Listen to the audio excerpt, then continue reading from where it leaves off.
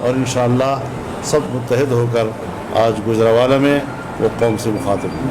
بہت شکریہ. اچھا مولانا صاحب یہ فرمائیے گا کہ آپ کی جو تحریک ہوتی ہے وہ کتنی جاندار ہوتی ہے یہ تو سبھی جانتے ہیں، لیکن اپوزیشن ابتدائی فیس میں آپ کے ساتھ ہوتی ہے. جب کوئی فیصلہ کوئی موڑ آتا ہے تو اپوزیشن پیچھے سے غائب ہو جاتی ہے. ابھی یہ تاثر دیا جا رہا ہے کہ شاید اگر پیپلز پارٹی نون لیگ کو کوئی ریلیف مل گیا تو وہ آپ کو تنہا چھوڑ کے غائب ہو جائیں گے. میرے خیال میں اب پی ڈی ایم کے آپ سربراہ ہیں، آپ کی قیادت میں قافلہ لاہور سے روانہ ہو رہا ہے، تو مریم صاحبہ کو آپ کی قیادت میں جانا چاہیے تو وہ الگ جا رہی ہیں، آپ کا الگ جا رہا ہے. نہیں، میرے خیال میں ہمیں راستے میں کسی ایک جگہ ملنا ہے اور سب نے گجرانوالہ میں اکٹھے ہی داخل ہونا ہے. اپوزیشن کا جو کردار ہے اس کا اپوزیشن جو ہے بہرحال دیر آئے درست عید والی بات ہوتی ہے.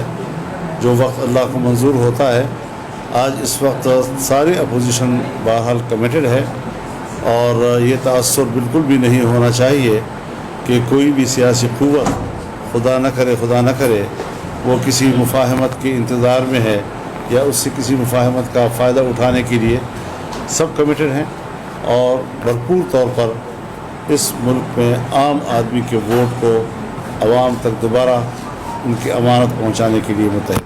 مولانا صاحب یہ بتائیے گا کہ جس طرح صبر کیا جا رہا ہے کہ جی جلسہ کس کا بڑا ہوگا، اور اس بات پہ شبلی فراز صاحب نے ایک شرط بھی لگا دی ہے مریم عورت سے کہ ہم جلسہ کا بھر کے دکھائیں گے. انہوں نے کہا ہم نہیں بھر سکتے. تو میں ذاتی طور پہ سمجھتا ہوں کہ اگر صرف یہ آپ کو چیلنج کیا جاتا تو آپ تو جلسہ کا بالکل بھر دیتے.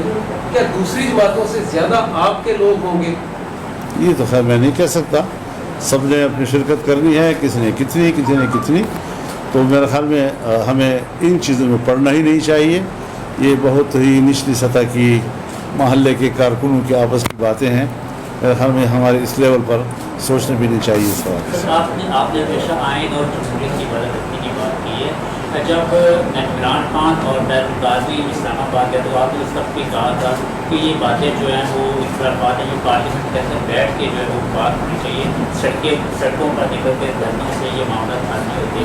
تو آج آپ ساری اپوزیشن مل کے جو ہے وہ سڑکوں پر آ کے کام کرنا چاہتے ہیں، تو کیا اب آپ کا وہ سمجھتے ہیں کہ موجودہ حکومت جو ہے اس کو آپ سمجھتے نہیں ہیں، وہ بدلنی ہے تو پارلیمنٹ ہے یہاں پر سمجھتے ہیں؟ اس وقت ان کا دھرنا تھا وہ ایک منتخب پارلیمنٹ کے خلاف تھا. اب ہم ایک ناجائز پارلیمنٹ کو ہٹانے کے لیے اکٹھے ہو رہے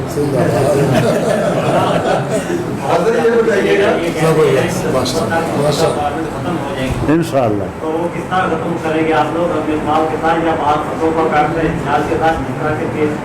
ظاہر ہے کہ عوامی قوت پر اس کا دار و مدار ہے، اور جو صورتحال بن رہی ہے اس وقت پاکستان میں اس سے اندازہ ہی لگایا جا سکتا ہے کہ انشاءاللہ ان کو دسمبر نصیب نہیں ہو سکے گا. جو یہ آپ جلسے کر رہے ہیں رابطے جو ہیں وہ بھی جاری ہیں. کیونکہ خان صاحب کا کہنا ہے اب بھی وہ اس بات کو دوبارہ دہرا رہے ہیں کہ یہ این آر او کے لیے اور کسی کو این آر او نہیں ہوگا. تو آپ یہ بتائیے کہ کیا وہ یہ اہمیت رکھتے ہیں کہ وہ کسی کو این آر او دے سکتے ہیں؟ کیونکہ آپ نہیں، میرے خیال میں اب حالات تبدیل ہو گئے ہیں. اب تو وہ ہم سے این آر او چاہ رہا ہے، ہم نہیں دے رہے ان کو.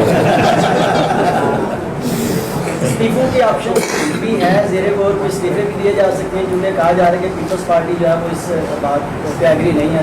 نہیں، میرے خیال میں ہم سب کا اس پہ اتفاق ہے، اور جو اعلامیہ اے پی سی کا جاری ہوا تھا اس میں جو استعفوں کا آپشن ہے وہ ایک متفقہ اعلامیہ کا حصہ ہے.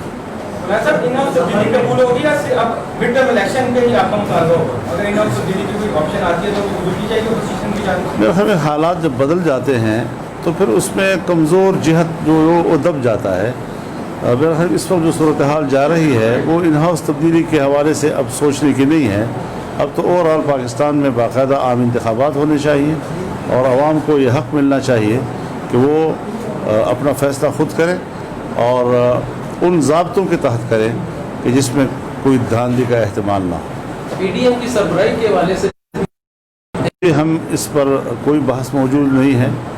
جب پی ڈی ایم کے اندر کوئی ایسی بحث موجود نہ ہو تو پھر اس پر بحث کرنا میرے خیال میں توجہ ہٹ جائے گی. جب ایسی کوئی بحث ہے نہیں وہاں پر تو ہم عہدوں کے لیے پی ڈی ایم میں نہیں ہیں. ہم یہ پی ڈی ایم میں ہے، عہدے کی کوئی اہمیت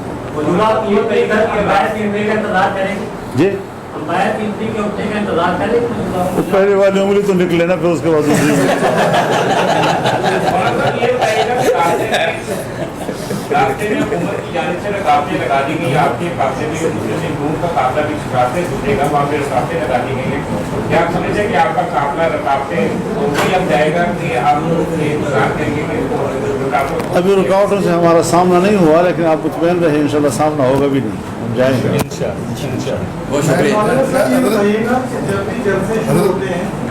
अक्सर ये देखने में आया है कि अटैक्स होते हैं, जैसे अभी 2 अटैक्स कल पाक के ऊपर हुए, उसके अंदर जवान हमारे शहीद भी हुए, और ये भी कहा जाता है कि दहशत गर्दी में खतरा है।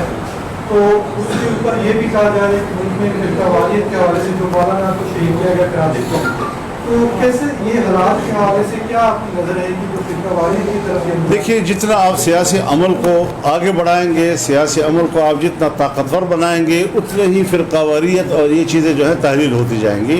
तो अगर फिरकावारियत मुल्क में पैदा होती है तो उससे भी एक सियासी अमल ही उसको कंट्रोल कर सकता है और इस खलीज को पाट सकता है। PDM की सदारत के हवाले से मैं अर्ज करना चाहता हूँ सब वालों को, सब दोस्तों को, मौलाना को,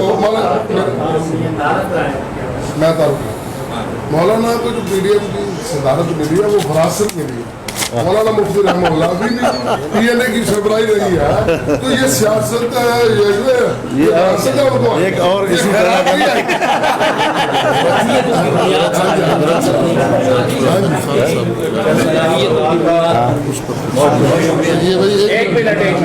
और जैसे आपने अभी सवाल किया फिर क़वारियत के हवाले से, तो यकीनन हमारे बहुत ही प्यारे भाई डॉक्टर आदिल खान साहब जो हैं उसका निशाना बने हैं।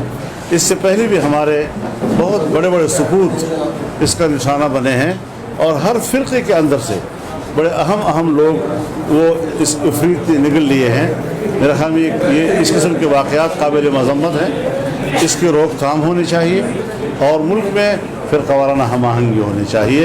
नफ़रतों की बातें उसने न पहले कोई नतीजा दिया है न अब कोई नतीजा देगा। पहले भी खून खराबी की तरफ बात गई है और आज हम उसका मातम कर रहे हैं। कल भी यही सूरत हाल होगी कि हम सिवाय पशेमानी के हमें कुछ हाथ नहीं आएगा।